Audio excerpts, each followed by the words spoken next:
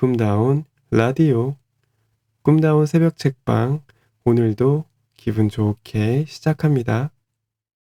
안녕하세요. 1등이 연서님이라서 연서님부터 할게요. 상준쌤 어우, 큐티 바로 가능하세요? 네, 가능합니다. 감사합니다. 뚜껑을 상준님 열어야겠구나. 오랜만이에요. 연서님부터 해주세요. 네. 중세 봉건제 사회. 계급은 더욱 세분화되었다. 중세 봉건제 사회는 4세기부터 14세기 무렵까지 약 1000년 정도의 시기다. 중세에 대한 이야기를 하려면 고대 노예제 사회 말기에 있었던 역사적으로 매우 독특한 사건에 대해 먼저 이야기해야 한다. 이 이야기는 1세기부터 4세기까지 약 400년 동안의 이야기다. 그런데 궁금한 점이 생겼다. 우리는 21세기에 살고 있다. 그리고 방금 1세기부터 4세기까지에 대해 이야기하겠다고 했다. 그리고 고대는 기원전 1세기, 기원전 5세기 등으로 부르고 있다. 도대체 세기를 나누는 기준은 어떻게 정해진 것인가? 그것은 잘 알려진 대로 예수라는 인류 역사상 가장 독특하고 영향력 있는 인물의 탄생일을 기준으로 한 것이다. 예수의 탄생을 1년으로 1세기의 시작으로 결정한 것이다. 역사적 사료상으로 고려하면 1년이 정말 예수가 탄생한 때인지는 아직까지도 의심스럽다고 하며 역사가들은 기원전 4년에서 기원 후 6년 사이에 예수가 탄생했을 것이라고 추정한다고 한다. 하지만 실제로 몇 년에 태어났는지의 문제는 일상을 살아가는 우리에게는 그다지 큰 문제가 아니다. 우리가 생각해 봐야 할 것은 몇 년에 태어났는지 불명확한 예수라는 인물의 영향력이다. 도대체 생전에 무슨 일을 했기에 시대를 구분하는 기준점이 되는 역할까지 맡게 된 것인가? 그리스도교가 아닌 종교를 믿는 사람들은 예수라는 인물에 대해 친숙하지는 않을 것이다. 하지만 지적인 대화를 위해서는 불교도라도 이슬람을 믿는 무슬림이라도 유교적 전통을 따르는 사람이라도 최소한의 내용은 알아두어야 편리할 것이다. 물론 다른 종교를 믿는 사람들에게 예수에 대해서 알아야 한다는 말은 불편한 강요로 들릴지 모른다. 물론 다른 종교를 믿는 사람들에게 예수에 대해서 알아야 한다는 말은 불편한 강요로 들릴지 모른다. 하지만 인류의 역사는 생각보다 불공평했다. 근대와 현대는 100번 양보해도 서양 중심의 역사이며 이 시기의 동양은 항상 지배받고 교화되어야 하는 식민지였다. 세계의 주인공은 안타깝게도 서양임이 분명한 것 같다. 중국이 떠오르고 있고 세계의 패권을 놓고 미국과 겨룰 것이라는 분위기가 동아시아를 뜨겁게 달구고 있으나 중국의 변방에 붙어 있는 한국에서는 아직도 취업을 위해 영어를 공부하고 헐리우드 영화를 즐겨보며 서양에서 들어온 종교인 개신교와 천주교를 믿고 TV나 잡지의 광고에 이상적인 모델로 서양인이 등장하는 것을 아무런 의심 없이 감상한다. 이러한 서양의 영향력이 문제인지 아닌지는 각자가 판단할 몫이다. 대신 우리가 함께 생각해 봐야 하는 것은 사실로서의 서양의 영향력이다. 앞에서 말한 것처럼 근대와 현대의 세계가 서구의 세계였음이 사실이라면, 그리고 우리가 세계의 역사에 대해 알고자 한다면 우리는 당연히 서구의 문화와 종교, 사상의 뿌리를 이해해야만 한다. 헬레니즘과 헤브라이즘을 밟고 서 있는 게 서구네요. 서구 사회 문화와 역사를 관통하는 근원적 배경은 크게 두 가지다. 헬레니즘과 헤브라이즘이 그것이다. 헬레니즘은 고대 그리스에 뿌리를 두고 있는 역사적 사조로서 우리가 그리스 로마 신화라고 하면 떠올리는 제우스나 아폴론 등의 다신의 이미지와 연관되어 있다. 반면 헤브라이즘은 야훼나 여호와, 하느님 등으로 불리는 유일신과 이스라엘 민족의 계약에 대한 역사적 흐름으로서 우리가 그리스도교라고 하면 떠올리는 것들을 말한다. 쉽게 정리하면 서구는 두 가지 문화를 뿌리로 한다. 그리스 로마 신화와 그리스도교. 만약 우리가 서구 사회에 대해서 이해하고자 한다면 그리스도교를 이해해야만 한다. 그래서 우리는 중세를 이해하기 전에 그리스도교의 핵심 인물인 예수와 유대인에 대해 간략히 알아보고자 한다. 1세기가 되면 고대 이스라엘의 작은 도시 나사렛에서 예수라는 인물이 성장한다. 이 시기에 이스라엘 민족은 로마의 지배 아래 있었다. 이때 로마는 지중해를 바탕으로 세계 패권을 장악한 거대 제국으로, 지금으로 말하자면 미국의 영향력에 버금가는 국가였다. 반면 이스라엘 민족은 정치적으로는 로마 제국의 통치를 받았고, 문화적으로는 신과의 계약인 율법을 중시하는 독자적인 유대교 문화권을 형성하고 있었다. 쉽게 말해서 이스라엘은 로마의 식민지고 이스라엘의 민족 종교가 유대교였다. 그리고 예수는 이러한 식민지 이스라엘에서 탄생했다. 이후 장성한 예수와 그의 제자들은 유일신의 뜻에 따라 예수의 가르침인 복음을 전파하러 이스라엘 전역을 떠돌았다. 그런데 예수의 가르침은 율법을 이해하는 부분에서 당시 유대교 신학자 집단인 율법학자들과 충돌했다. 왜냐하면 예수는 형식화된 율법에 구애받지 않고 행동했기 때문이다. 예수에 대한 이스라엘 민족의 판단은 인정과 거부의 양극단으로 나뉘었다. 그러던 중 예수는 반대자들의 고소와 제자 중 한 명인 가리옷 유다의 변절로 잡혀갔고, 로마의 유대 지역 집정관인 본디오 빌라도 앞에서 서게 되었다. 앞서 말했듯 이 시기 이스라엘은 로마의 식민지였기에 로마가 치안을 담당하고 있었다. 쉽게 비유하자면 로마는 일본, 이스라엘은 식민지 조선, 그리고 집정관 본디오 빌라도는 이토 히로부미 정도가 되겠다. 오호. 어쨌거나 빌라도 앞에 끌려온 예수는 풀려날 수 있는 기회를 얻었다. 유대 민족의 명절 중에 거할절이 있었는데 이날에는 죄수 중 한 명을 풀어주는 풍습이 있었다. 고소가 접수되어서 잡아오기는 했지만 빌라도는 예수의 남다른 포스를 보고 처형하기가 껄끄러웠다. 중동 지역에 살고 있는데도 북부 유럽인처럼 하얀 피부, 길고 부드러운 갈색 머리에 파란 눈동자까지, 게다가 머리 뒤에는 후광도 있었다. 사실 우리가 지금 상상하는 예수의 이미지는 중세 회화의 영향이 큰데, 중세 회화에서 예수가 북부 유럽인의 형상을 하고 있는 것은 그리스도교가 유럽 지역에서 인정받았기 때문이다. 빌라도는 남다른 포스의 예수와 강도 바바라를 두고 유대인이 선택하게 했다. 유대인이 원하는 한 명을 살려주겠다는 것이었다. 유대인은 바바라의 석방을 선택했다. 그것은 당시의 사회적 상황으로 볼 때 어쩌면 적절한 선택이었을지 모른다. 왜냐하면 바바라는 로마의 저항에서 폭동을 주도했던 사람이었기 때문이다. 말하자면 유대인에게 바바라는 독립운동가였다. 정체가 불명한 예수보다 현실적으로 민족을 대변하는 바바라가 유대인에게는 더 필요했던 것이다. 결국 잘 알려진 대로 예수는 십자가 처형을 선고받은 후 골고다 언덕에서 생을 마감했다가 사흘 만에 부활했고, 흩어진 제자들을 모아 초기 그리스도교의 기반을 닦게 했다.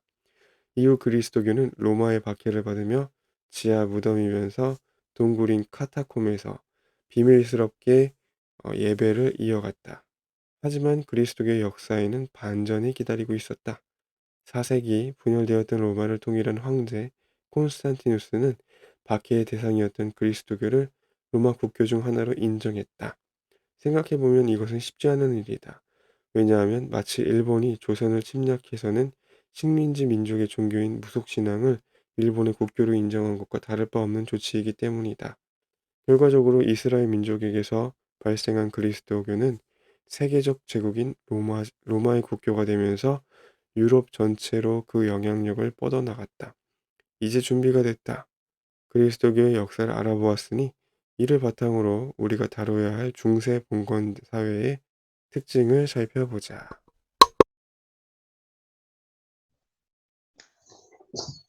다시 A와 B의 세계로 사회로 돌아오자.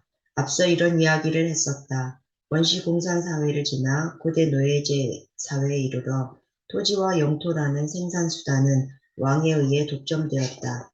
이것은 물질적 측면에서 왕의 권력을 확보해 주었다.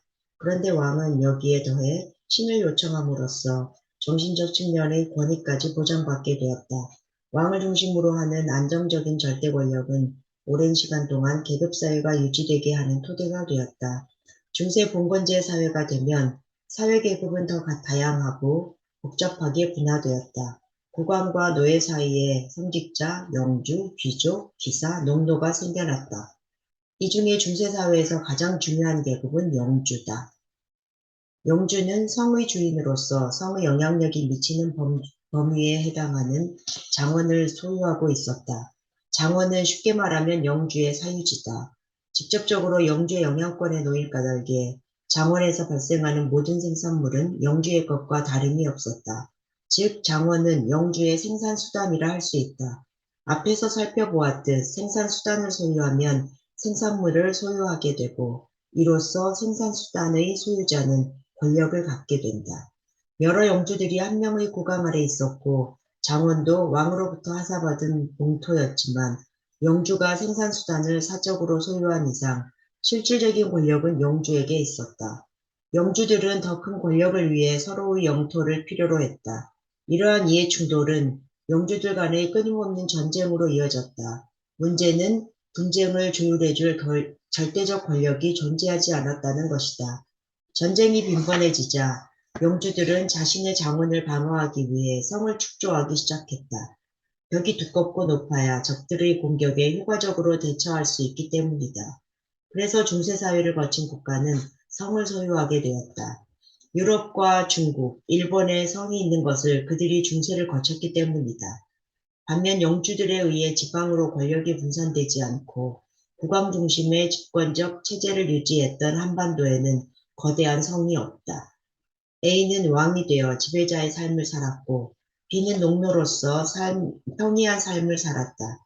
기본적으로 중세의 모습은 고대와 크게 다르지 않았다. 지배자와 피지배자의 관계가 명확하고 사회는 매우 안정되어 있었다. 조금 다른 점이 있다면 A는 더 이상 자기 스스로를 신이라고 부르지 않는다는 것이다. 중세가 그리스도교의 문화권에 있어서였다. 그리스도교에서의 신은 인간의 모습을 한 신이 아니라 인간이 감히 엄두를 낼 수 없는 우주의 창조주로서 절대적인 지위를 갖는 유일무이한 존재다. 따라서 그리스도교의 영향을 받는 사회에서는 인간이 신이 될 수 있는 분위기가 아니었다. 국왕은 신이 아니라 신으로부터 통치의 권한을 인정받은 존재였다. 그 권한은 성직자가 인정해 주었고 그 대가로 국왕은 성직자의 지위와 교회의 재산을 보장해 주었다. A는 여전히 생산수단이라는 물질적 측면과 종교의 인정이라는 정신적 측면 모두에서 권력의 정당성을 획득했다. 따라서 B는 A의 지배에 불만을 표현하기가 쉽지 않았다. 그만큼 사회가 견고했던 것이다. 이렇게 안정된 사회가 가능했기에 중세는 1000년이라는 긴 시간 동안 유지될 수 있었다. 그런데 중세 후기가 되면 견고했던 사회 분위기는 조금씩 흔들리기 시작한다. 첫 번째 원인은 상업의 발달에서 찾을 수 있다. 지중해를 중심으로 무역이 활발하게 이루어지면서 부를 축적한 상인 계급이 등장했다. 이 새로운 계급은 고대와 중세의 유일한 생산수단인 토지를 이용하지 않고도 부를 축적할 수 있었다. 이들은 생산수단을 소유한 지배층의 권력으로부터 비교적 자유로울 수 있었으며 또 스스로도 자유로워지려 노력했다. 두 번째 원인은 공장의 탄생에서 찾을 수 있다. 18세기가 되면서 제임스 와트가 증기기관을 발명했고 이 장치는 물을 끓여서 발생한 수증기로 터빈을 움직여 기계를 작동시켰다. 이러한 증기기관이 당시에 발전하고 있던 분업 시스템과 만나게 되었다. 분업은 한 명이 하던 복잡한 일을 여럿이 분담함으로써 일의 효율을 높이는 작업 방식이다. 예를 들어 B는 구두를 만드는 일을 했는데 예전에는 혼자서 소를 잡고 가죽을 벗긴 다음 이를 말리고 재단해서 형태를 만든 후 마름질을 했다. 구두 한 켤레를 만드는 데는 보름 이상이 걸렸다. 하지만 분업이 도입된 후에는 제작 방식이 달라졌다. B는 혼자 작업하지 않고 다른 사람들을 고용해서 함께 작업하게 되었다. 각각이 일을 나누어서 자신의 일만 하고 B는 최종적으로 완성된 구두를 점검했다. 작업이 분담되니 일은 단순해지고 빨라졌다. 그래서 보름이면 10켤레의 구두를 만들 수가 있었다. 이뿐만이 아니었다. 이러한 효율적인 분업에 증기기관이 더해지자 폭발적인 생산력을 일으켰다. 공장이 탄생한 것이다. 증기기관은 단순한 동작을 반복할 수 있었기에 B는 분업된 작업 단계 중 단순한 동작이 필요한 과정에 증기기관을 설치했다. 공장을 가동하자 구두가 엄청나게 쏟아져 나왔다. B는 공장을 소유한 공장장이 되었다. 여기서 주목해야 하는 것은 공장의 의미다. 공장은 시장에 내다 팔 수 있는 많은 양의 생산물을 만들어낸다. 즉, 공장은 새로운 생산 수단이다. 그런데 앞에서 우리는 생산 수단과 생산물이라는 물질적 가치가 비물질적인 사회적 관계로서의 권력을 만들어낸다는 것을 알았다. 공장에서는 생산 수단을 소유한 B는 권력을 갖게 되었다. 이렇게 새로운 생산 수단을 소유한 계급을 사람들은 부르주아라고 불렀다. 부르주아의 뜻 자체가 생산 수단을 소유한 사람들을 의미한다. 부르주아는 다른 말로 자본가 계급, 시민 계급, 유산 계급이라고도 부른다. 그런데 국왕인 A는 아직도 장원이라는 생산 수단을 소유하고 있고 이를 통해 권력을 유지하고 있었다. A와 B의 권력을 구분하기 위해 A의 권력은 국권력, B의 권력은 신권력이라고 부르자. 시대와 사회는 하나인데 권력은 둘이다. 구권력은 신권력과 충돌할 수밖에 없었다. 이 상황은 다음과 같은 예로 쉽게 이해할 수 있다. 학교장이 혼자 지배하는 우리 교실은 평화롭다. 그러던 어느 날 옆 학교의 짱이 공교롭게도 우리 반으로 전학을 왔다. 반은 하나인데 짱은 둘인 상황. 그날부터 각각의 짱을 중심으로 권력이 재편되고 짱들 간의 권력은 첨예해진다. 이 갈등은 한 명의 짱이 반을 평정할 때까지 계속된다. 중세 후기의 시대 상황도 이와 다르지 않았다. 부권력과 신권력의 갈등은 심화되어 갔다. 왕이 내있는 고민에 빠졌다. 언제부터인가 비가 자신을 보는 눈빛이 심상치 않다. 부르면 잘 오지도 않고 바쁘다며 하인을 대신 보내기도 한다. 가끔 공장장들과 회담이 있어서 만날 때에도 무슨 말만 하면 비가 꼬투리를 잡는다. 요즘 공장장들의 태도도 미적지근한데 아무래도 비 때문인 것 같다. A는 고심 끝에 B를 불렀다. 잠시 후 비가 오긴 했는데 바쁜데 무슨 일이냐며 오만상을 찌푸리고 주머니에서 손도 빼지 않는다. A는 부하가 치밀었지만 꾹꾹 누르며 B에게 할 말이 있으니 가까이 오라고 했다. B가 가까이 가자 A가 말했다. 이건 비밀은 아니지만 내가 잊은 것 같아서 사실 나 하느님이 국왕하라고 시키신 거야. 나한테 계속 삐딱하게 나오면 나는 괜찮은데 하느님이 싫어하실 것 같아서. 비는 어디서 봤던 장면인 것 같다는 생각을 하면서 집으로 돌아왔으나 분해서 잠이 오질 않았다. 국왕놈은 돈도 없고 한 주먹감도 안 되는 게 무섭지 않았지만 신은 달랐다. 산업과 상업으로 부를 축적한 부르주아 계급은 막강한 경쟁력을 바탕으로 사회의 영향력을 행사했다. 그러나 정치에 참여하는 데는 한계가 있었다. 국권력이 이를 인정해주지 않았기 때문이며 동시에 국권력의 지배를 정당화해주는 신과 같은 이론적 토대를 확보하지 못했기 때문이었다.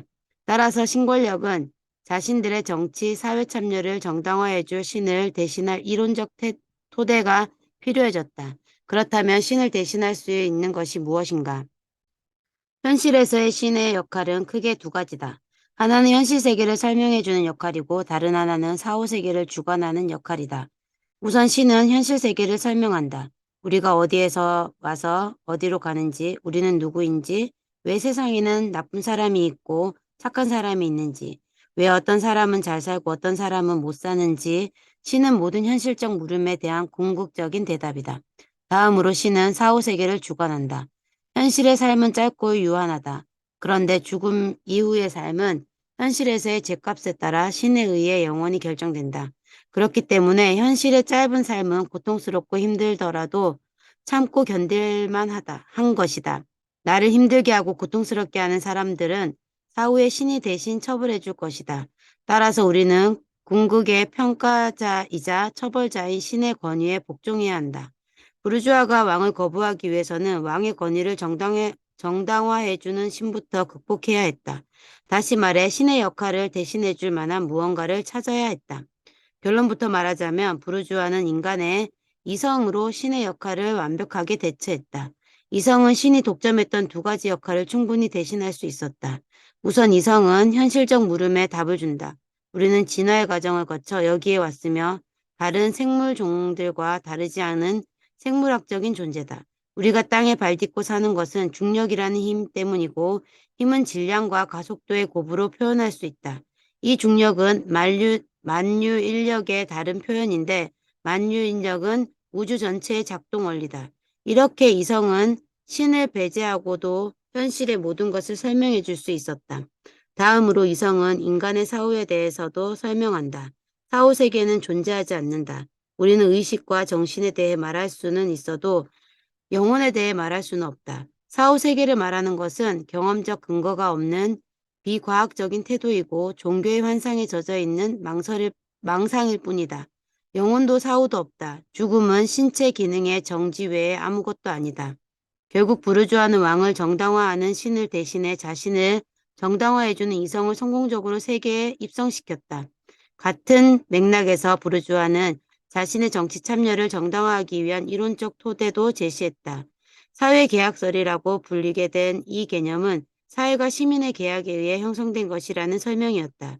이것은 신의 냄새가 남아있는 왕권 신수설을 대체하는 신 없이 사회를 설명하는 방법이었다.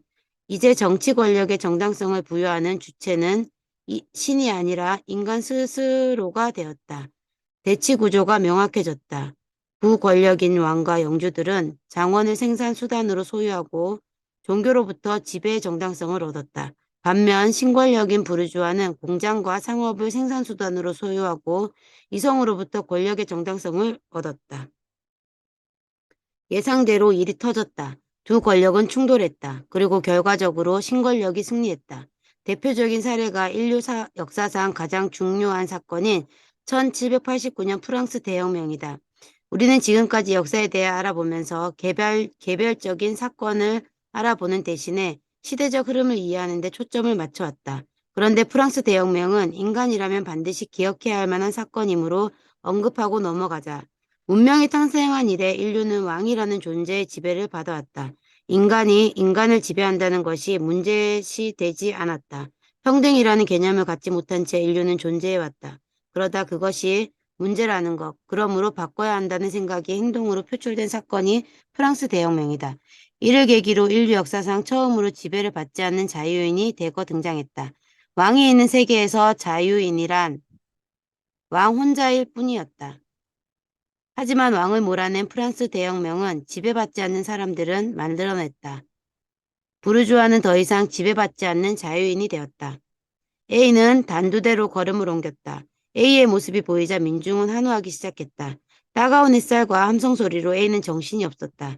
신으로부터 권한을 받았다고 사람들에게 말하기는 했으나 기도하지 않은 지는 오래됐고 신에 대해 생각해 본 적도 많지 않았다. 사실 성직자들을 보호해주면서 알게 된 그의 권력욕은 마음으로나마 교회를 불신하게 만들었다. 비는 한우하는 군중 속에 섞여 있었다. 저 멀리 A의 목이 단두대에 놓이는 것이 보였다. B의 마음은 복잡했다. 사교계에서 많은 학자와 친분을 쌓았고 그들을 경제적으로 후원해주고 있지만 B는 그들의 무신론적인 말들이 어쩐지 찜찜했다. 무신론자들과 어울리는 것만으로도 무언가 죄를 짓고 있는 것일지 모른다는 생각이 들기도 했다. 그런데 저 멀리 신과 가장 가까울 것 같은 A가 단두대에 목을 내밀고 있는 것이 아닌가. 그리고 곧 높이 오른 단두대의 칼이 손살같이 밑으로 떨어졌다.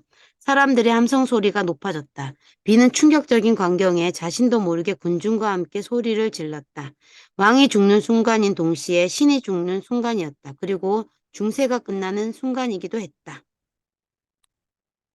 근대 자본주의, 새로운 권력이 탄생했다. 근대 자본주의 시대는 대략 18세기부터 제2차 세계대전이 끝나는 1945년까지 200년 정도의 기간이다. 중세의 생산수단인 장원은 근대에 와서 공장과 자본으로 대체되었다.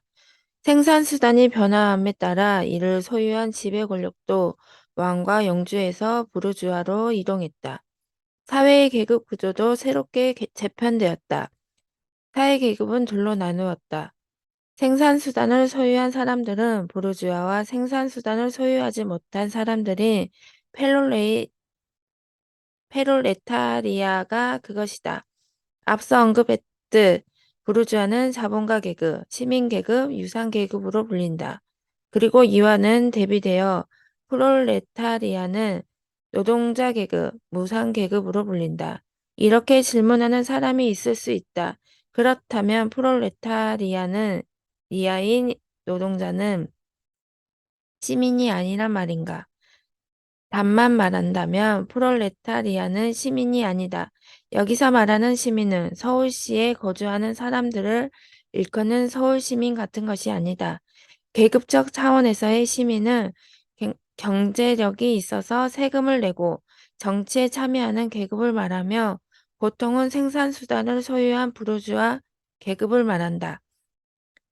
사회는 매우 단순해졌다. 생산수단을 소유했느냐 아니냐를 기준으로 계급을 분류되는 말이다. 생산수단의 소유 여부는 각 계급의 생활 방식과 사회적 역할에서 실질적인 차이를 일으켰다. 우선 부르주아는 먹고 사는데 어려움이 없을 뿐 아니라 지속적으로 부를 축적할 수 있었다. 반면 프롤레타리아는 생산수단이 없으므로 부의 축적을 고사하고 먹고 사는 어려움에 봉착할 수밖에 없었다. 그렇다면 프롤레타리아는 어떻게 먹고 살아야 하는가?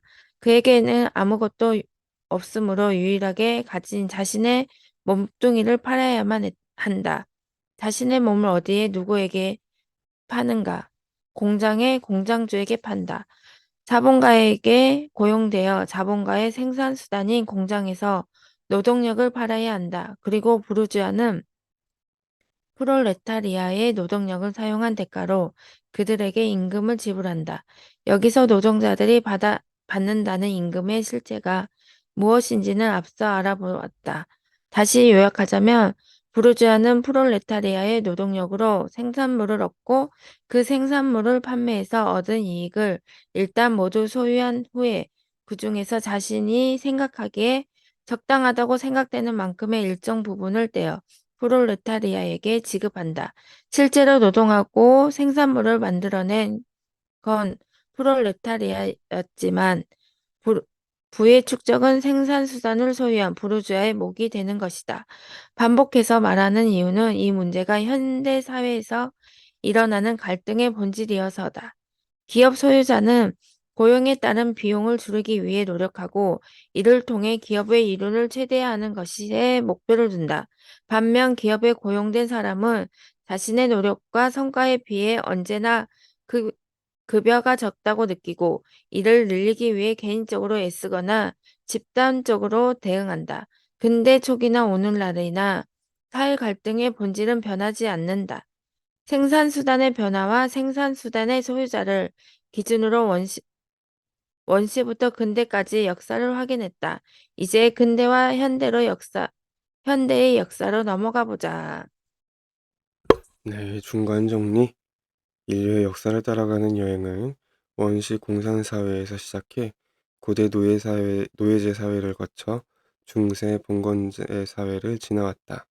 가장 중요한 핵심 개념은 생산수단이었다.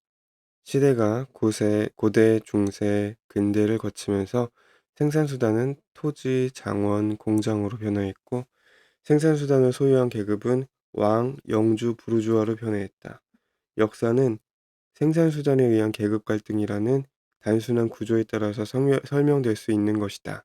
이를 표로 정리하면 다음과 같다.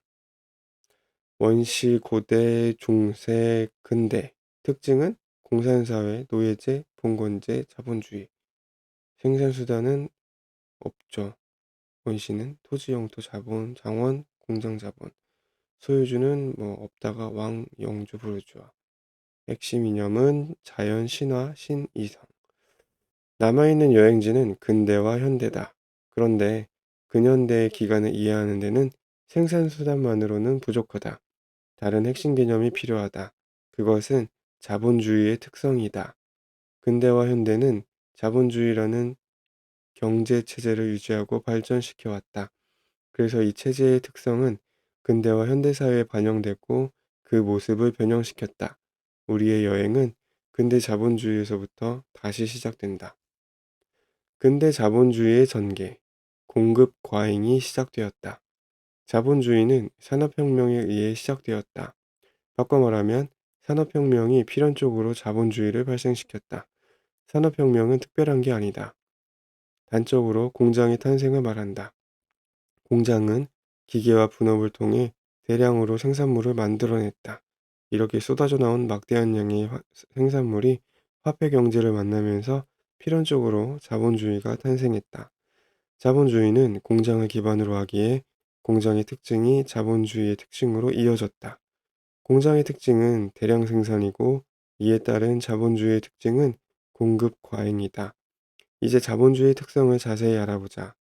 공장은 끝없이 생산물을 쏟아낸다.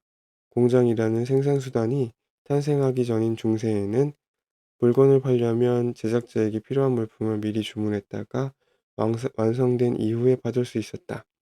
수요가 있는 만큼 공급이 이루어진 것이다. 하지만 근대가 되면 상황은 바뀐다. 공장은 주문이 있기 전에 미리 물품을 대량으로 생산해낸다. 물품이 필요한 사람은 기다릴 필요 없이 시장에 가서 이미 생산된 물품을 구입하면 된다. 이러한 특성, 즉 물품을 구입하려는 욕구보다 이미 생산된 물품이 더 많은 상태가 자본주의의 특성이다. 간단하게 정리하면 다음과 같이 말할 수 있다. 자본주의의 특성은 공급이 수요보다 많은 상태다. 다른 말로는 공급 과잉, 초과 공급이라고도 한다. 공급이 수요보다 많은 상태가 무엇을 의미하는지 이해하기 어렵다면 오늘날의 백화점과 대형마트를 생각하면 된다. 이곳에 가면 수많은 물품이 우리를 기다리고 있다. 팔기 위해 내놓은 물품들은 언제나 넘쳐난다. 소비자가 물품이 없어 전전긍긍하는 경우는 흔하지 않다. 오죽하면 대중매체의 광고까지 해서 제발 우리 제품 좀 사달라고 끊임없이 유혹하고 설득하려 하겠는가. 자본주의 사회는 언제나 공급 과잉의 상태에 놓인다. 공급 과잉의 상태는 무엇인가? 비정상적인 상태가 아니라 자본주의의 가장 일반적이고 본질적인 상태다. 이제부터 공급 과잉을 핵심 개념으로 근대와 현대의 역사가 어떻게 전개되었는지 알아볼 것이다. B를 찾아가 보자. 이제 B는 구두 공장을 소유한 자본가 계급이 되었다. 노동자도 3명이나 고용했다. 그들은 C1, C2, C3다. 혹시나 공장이 하루라도 쉰다면 B에게 그만큼 손해라서 B는 최대한 오랜 시간 공장을 가동하려고 한다. 왜냐하면 공장이 쉰다 해도 노동자들에게 줘야 하는 임금은 동일하고 공장 유지비와 임대료는 고정적으로 지출되기 때문이다. 그래서 B는 공장을 최대한 가동해서 구두를 찍어냈다. 그런데 문제가 발생했다. 시간이 지날수록 공장 창고에 팔리지 않은 구두가 쌓이기 시작하더니 최근 들어서는 더 이상 구두를 보관할 공간이 없을 정도가 되었다. 무엇이 문제인지 알아보니 마을 사람 모두가 구두를 구입해서 더 이상 사려는 사람이 없어서였다. 비는 난감해졌다. 더 이상 구두를 생산하지 말고 창고에 구두가 모두 팔릴 때까지 기다려볼까도 생각해봤지만 좋은 생각이 아닌 것 같다. 왜냐하면 공장 가동을 중지한다고 해도 임금과 공장 유지비, 임대료 등 고정비용은 계속 지출될 것이기 때문이다. 공장은 계속 가동해야 한다. 그럼 어떻게 하는 게 좋을까? 당신이 만약 자기 사업을 하는 사람이라면 이미 이런 문제로 고민하고 있을 것이다. 또 현재는 고민하지 않더라도 언젠가 직접 사업을 한다면 필연적으로 겪게 될 문제다. 자, 당신이 공장이나 기업의 소유주라면 이 문제를 어떻게 해결할 것인가? 수요보다 공급이 많은 상태가 문제이므로 해결 방안은 논리적으로 두 가지밖에 없겠다. 하나는 공급을 줄이는 방법이고 다른 하나는 수요를 늘리는 방법이다. 간단하다. 각각의 현실성을 검토해보자. 우선 공급을 줄이는 방법부터 생각해보자. 공급을 줄인다는 것은 공장 가동을 멈추는 것이다. 이건 앞에서 말했듯 좋은 방법이 아니다. 공장을 멈춘다는 것은 고정비용의 부담을 전제하는데 고정비용만 계속 지불하느니 차라리 공장을 가동하는 게 더 이익이다. 이제 해결 방안은 하나뿐이다. 수요를 늘리는 방법이다. 그렇다면 수요를 늘릴 수 있는 방법은 무엇인가? 역시 두 가지로 나누어 생각해 볼 수 있다. 하나는 새로운 시장을 개척해서 수요를 창출하는 것이고, 다른 하나는 구두의 가격을 낮춰 소비를 유도하는 것이다. 이 밖에 특별히 다른 방안은 없을 듯하다. 물론 신제품 개발이나 광고 비용 확대, 사업 효율성 등의 부수적인 방법이 있을 수는 있다. 하지만 이러한 방법들은 본질적인 해결 방안이 아니다. 수요를 확대할 수 있는 시장 개척과 가격 인하라는 두 가지 해결 방안이 그나마 가장 궁극적인 방안이다. 사업화, 즉 공장의 탄생으로 공급 과잉을 맞이하게 된 인류는 필연적으로 두 가지 방안을 선택할 수밖에 없었다. 이제부터 두 방안이 근대와 현대의 모습을 어떻게 변화시켰는지 확인하게 될 것이다. 공급 과잉 해결 방안 1. 시장 개척 2. 가격 인하. 우선 새로운 시장을 개척하는 방법부터 생각해보자. 비는 창고에 가득 쌓인 구두 재고를 해결하기 위해 새로운 시장을 찾아 떠나기로 했다.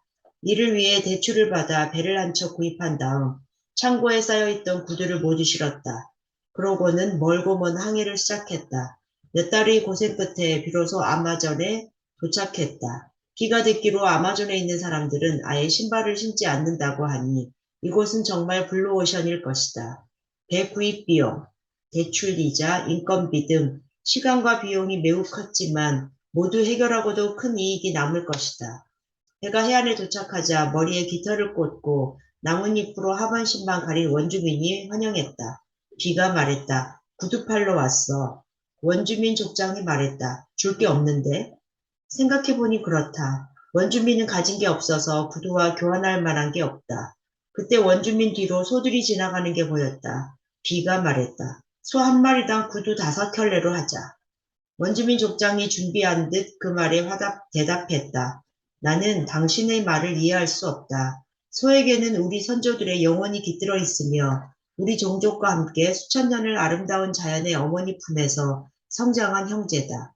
형제를 사고 판다는 것은 가족을 사고 파는 것이며 지금까지 지켜온 우리의 성스러운 영혼의 연대를 사고 파는 것이다. 그런 일은 있을 수 없고 이해할 수 없는 일이다. 비가 준비해온 총을 뽑아서 족장과 함께 나온 원주민 중 한 명을 쐈다. 원주민 족장이 말했다. 7켤레로 하시죠. 시장이 개척되었다. 이후 비는 원주민에게 구두를 공급하고 소를 대가로 받았다. 그리고 대가로 받은 소를 잡아서 가죽을 벗기고 그 가죽으로 구두의 원료를 충당했다. 원주민이 제공한 원재료로 구두를 가공하고 가공된 구두를 원주민에게 되파는 효율적인 구조가 형성되었다. 비의 공장은 계속해서 구두를 생산할 수 있었다. 소비는 원주민을 협박하면 된다. 이제 원주민은 비록 옷은 안 입었지만 구두는 각자 2~3켤레 정도 갖게 되었다. 식민지를 개척하는 제국주의 시대가 도래한 것이다. 네, 감사합니다. 여기까지 할게요. 좀 더 읽으시는 게 낫지 않을까요? 아직 54분인데. 6시까지 될 것 같아요. 6시 네. 넘을 것 같은데 뒤에 아니요. 읽으면. 뒤에 짧아요. 그래요? 제국주의의 시대. 그들에게는 식민지가 필요했다.